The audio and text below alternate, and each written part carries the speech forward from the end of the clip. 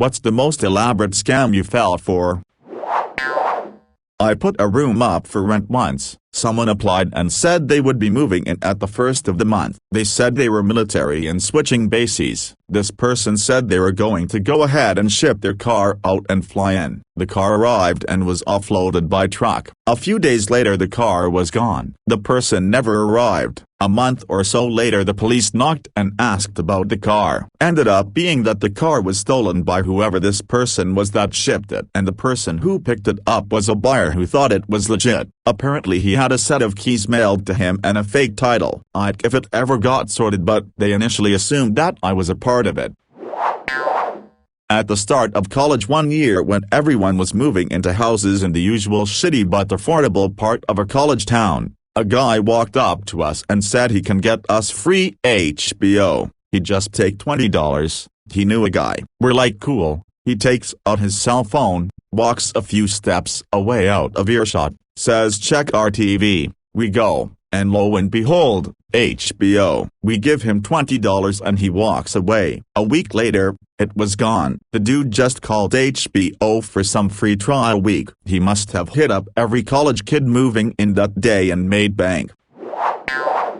I had free HBO for a couple of years. Apparently at the time it was broadcast on the coax cable, but there was a physical filter that blocked the signals from people who weren't paying for it. And yeah, it was up on the telephone pole. You couldn't get to it yourself. We were having all these problems with internet connectivity, and the service tech was really nice and getting equally fed up with the corporate bureaucracy giving us the runaround. They kept trying to say our network was bad, and the technician kept checking and saying that the problem was on the back end. At one point we are hanging out for an hour waiting for them to reset something on the back end and chatting about video games and stuff. The tech had to climb the pole for like a fifth time, and it was finally working. He's like, so yeah, there's a physical filter that blocks HBO. It probably wasn't causing your internet problems, but you never know. So I took it off to be on the safe side, and I couldn't find a replacement in my truck with a wink and a nudge. Then he continued, if someone else comes out and catches it,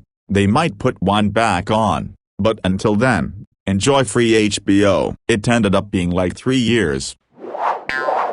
Visa gift cards are also an elaborate scam on their own. It's almost impossible to use it all because you have to know exactly how much is left on it. And if you forget about them for a few months too long, everything's gone in inactivity fees or whatever else they call their way of putting an expiration date on your money, and they have the balls to call it the perfect gift. Oh boy, I still cringe about that. Back in the late 90s, early zeros, when chat rooms were popular, I met this guy there and we ended up chatting pretty much daily. He had an unusual name for the region. That should have been the first clue. We chatted and sent letters to each other, by actual post. Tried to meet up with him so many times, but he always had something come up. One night on New Year's Eve, when we were supposed to meet finally, his cousin shows up and said yeah, he'll come soon. He told me to wait here with you. Pretended to call him several times to ask where he was. An hour or so later I just went back home and never talked to the guy again. Turned out the cousin was the guy I was chatting with, and he had made a deal with another guy to see how long I would believe all this. I can't believe I fell for it. Keep in mind I was 16-something back then. My old roommate talked online with a woman he was in love with for months. Was told to meet her at the airport 3 different times. Each time she wasn't there, he would show me pictures she sent, and each time it was a different woman with very similar features. I pointed it out to him and got grief back for being an asshole. I can't believe I fell for the scam on Diablo 2 LOD, where you go to a spot in the town of Act 2 and turn on PvP, and then you pick up your corpse with a loaded inventory and it drops all your actual items. It seems like the other person can't kill you because you are in town, but there is one small spot. It was a complicated set of weird instructions that I followed for some reason. I don't know what the fuck I was thinking that day. I can't even believe I was ever that stupid at some point in my life. I don't know if it's necessarily the most elaborate scam of all time, but there are a range of fake sites online that offer a visa for entry into the US. The funny thing about the sites is that they actually process your visa, but they just do it by sending your details to the official site and charging you $100 or so of idiot tax. I got caught a few years back and I wasn't even really mad. It was such an amazingly set up grift. And what made it even better was that you really had no recourse because they were actually giving you what you paid for. In the late 50s or early 60s, some guy came into my grandpa's shop selling colored TVs out of the back of a truck. The family had never had a color TV, and the price was way less than what the store charged. So he bought one. He excitedly brought it home, plugged it in and turned it on, black and white. He played with the knobs and antenna. Nothing, no color. The guy took a bunch of old black and white TVs, slapped a rainbow sticker on them, and sold them as color. Brilliant. This will probably get buried, but it's one of the best scams, felonies, I've ever heard. Someone in my super small town got their grill stolen off their front porch one day. Obviously they were like, what in the hell? And they're bummed. A couple of days later, the grill shows back up on their front porch with an attached note that reads something along the lines of, "Our son has a problem with stealing things which do not belong to him. We found this on our property and got it out of him who he took it from and made sure he brought it back to you. Please don't call the police to report this and enjoy 4 tickets to the Cleveland Indians game on us. So sorry for the inconvenience." Needless to say, the people who lived there were relieved to have their grill back and went to the game that Saturday to enjoy the tickets some nice parents, presumably, had left for them to make up for their shitty son's actions. Except our town was about 2 hours from Cleveland. Between the drive there and back and the baseball game, I'd say the family was gone for about 10+ hours that day. Guaranteed. When they returned home, their house had been burgled. Everything, electronics, cash, jewelry, anything you could think of as potentially valuable was gone. Someone concocted a hell of an elaborate ruse they knew would get those people out of their house for a good half a day in order to rob the ever-loving shit out of them, all for the cost of a couple of Indians tickets. It's a funny story to tell, but no doubt was incredibly scary and invasive at the time to that poor family. I had a cousin who used her miscarriage to get money from me. She made this whole sob story about how it damaged her insides and she needed help to fix it, but she didn't have insurance. She knew a doctor who'd help her for a fee. A part of why I fell for it was because no one told me she had scammed a lot of people too. Though a few years later she fell for a quick get-rich-quick scam that took all her savings and got her in trouble with the law. Went into PC World. Curious to buy a PC about 8 years ago. Was offered a rent contract paying monthly, which I looked over and it said I could keep the computer after 2 years or just upgrade to a brand new one. The total price was only a couple of £100 more than buying it outright. Anyway, I decided not to have this rent contract and told them I wanted to buy it to keep but pay monthly. They drew up a new contract and I checked it. It said to own paying monthly and not to rent like the previous contract. I signed it and they went to photocopy it, so we both had a copy. Looked at the front of the paperwork and it said to own. Happy. I went home. 2 years later I get a harsh letter saying I failed to return the computer and needed to phone them ASAP or I would be taken to court. I dug out my paperwork and saw it said to own, so after back and forth I looked deeper into the small print to see if I had missed something. It was the correct front page, but when they went to photocopy it they must have switched the paperwork.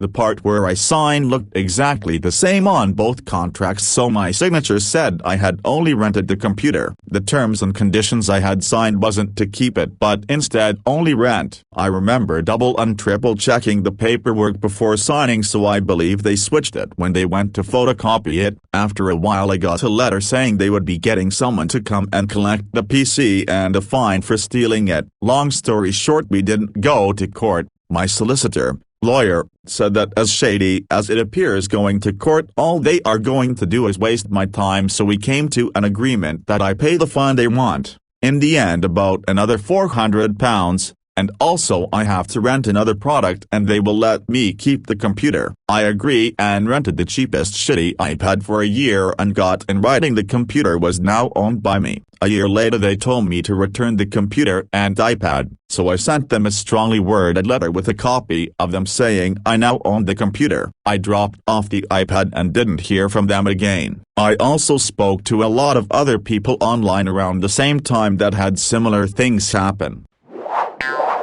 My first, and last, experience with PC World. I work in IT, so a few years back I went there with my now ex-mill to pick out a laptop for my then Phil. Nothing special, just a basic machine for web browsing, YouTube and checking emails. Pick one out that's a decent make and not too overpriced. So we call the salesman over and say we want this one. He says I'll do a special rate on Windows Office 365 and McAfee antivirus subscription as well. Me? No thanks, I have freeware alternatives for those. Him: oh, well you'll invalidate the warranty if you put illegally downloaded software on there. Me? No I won't, plus it's open source software. There's nothing illegal about it. Him: legally I'm not allowed to sell you the laptop without an antivirus package on it. Me? That's complete and utter bollocks. Just give us the fucking laptop and stop wasting our time. Don't even think about trying to add anything else on. I get that they're probably put under pressure by management to upsell these add-on packages, but come on, don't bullshit a bullshitter. A phone call just as I graduated high school. I nearly fell for it. I was maybe 17-18 years old, still looking for a job. The call goes as this: "Hi, my name is John Doe, and I am with the FBI. We have a warrant out for your arrest." I'm terrified because it sounded real, so I kept listening. "It seems you owe $259.27 in taxes. You may call the IRS, or you may mail it to somewhere to sort the issue." My heart was racing because though I was wanted for tax evasion before my first job. I asked my dad what I should do and he told me to call the local sheriff's department, so I did. I was relieved to hear that I didn't have a warrant and that it was a scam.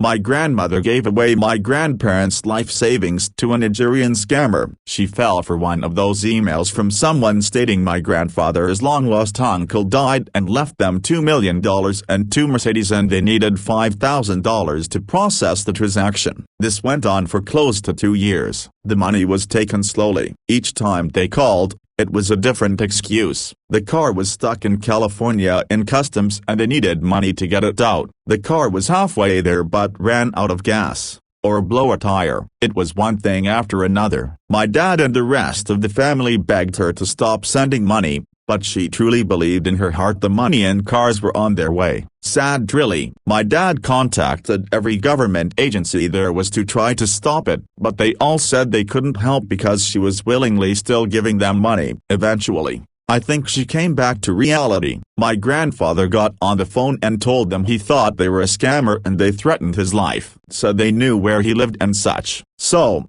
they were paranoid for a while that these guys were going to come after them. It's been about 5 years since all that happened and my grandfather has passed away. Now my grandmother doesn't have enough social security to live on and my dad has to send her money to get by because she gave all hers away. I used to work in a bank. We had a 90-year-old man who started coming and taking out cash, $2K, $3K at a time. Then he started sending wire transfers out of the country. I sat him down to talk to him, and he explained that he was a businessman, and that he knows all about these email scams. This was different. He was helping a barrister in Benin retrieve $7 million, and was going to use it to help children worldwide. This was when I found out he was calling various youth organizations around our area and was pledging large donations. He absolutely refused to believe it was a scam. He told me that he had switched from cash to wires because Western Union had banned him. I spoke to security and made the decision to stop sending his wires. He would come in, fill out the request with me, and I would shred it. I emailed the scammers and told them I knew what they were doing and they'd never see another dime from him. They told him to try a big bank like Chase or the Citibank, knowing they wouldn't pay as close attention. I tried to speak to his son, but he didn't seem to understand. Unfortunately, He ended up passing away shortly after this. His daughter called me a few weeks later to thank me, as she was going through his records and emails, and said that we probably saved him tens of thousands. These people are truly the scum of the earth. This has happened to so many people I know. They all act as if they're not being scammed and deem me jealous of their upcoming fortune. They even had the gall to teach how to spot scams and stop them. One person sold all her property and now lives in the basement of her daughter's house, no savings and no money. Another believed he'd be a millionaire and blew all his income on expensive crap, and he almost killed himself when he realized he wasn't getting any money. There's a special place in hell for these folks. My grandfather sent $5,000 to someone who convinced him he was me and that I was stuck in a prison in Mexico. I am 3 states away from him, so I find out through my parents, call my grandfather, and in that moment of hearing his confusion was when we realized he was suffering from dementia for the first time, so I cried for the first time in my adult life when I got off that call. The only scam I've completely fallen for was a short change artist when I was 18. Ended up giving him $20. I've half fallen for, well, if not a scam, then a really shitty marketing scheme. I bought my house and moved in. 2 weeks later in the mail comes a water sampling kit and a flyer that very much looks like it was from a company contracted by the county to do spot tests of water quality across the system. It wasn't. It was a company that wanted to sell me a whole house water filter. I told them to fuck off and still occasionally get the sampling kits. I've wondered if they actually test the water or not. I'm guessing not even with pennies to buy test strips, and have considered putting mineral oil in one of the sample tubes and sending it back to see if they comment on my water quality when they call to try and schedule an appointment. I've seen things like this at Home Depot. You send back the free test kit, the company calls you with water quality results and then tries to schedule a day to sample your water at your home. They disassemble your faucet to install a water filter, which you can't easily remove. Luckily I caught on to this scam when they called with results and they couldn't provide units for their sample values. We had a similar company come out and waste an evening of our time. We got the water kit for free at Home Depot, so figured it was legit. He did all sorts of tests on our tap water trying to scare us, then tested our spring water dispenser and said there were high levels of dissolved solids in it and it wasn't safe. Yeah, our town water is really hard, so we will probably do a DIY softening system at some point for a fraction of the cost.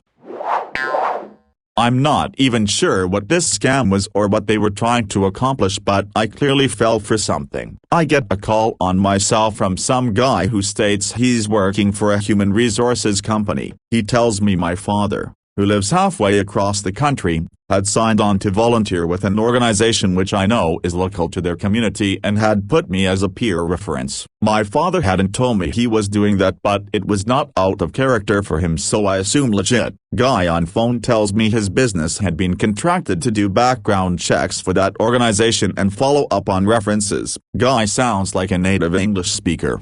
Even sound like he might be from the area my parents live. He states my father's name and address, asked to confirm I'm his child. I agree, and it doesn't set off alarms since he told me.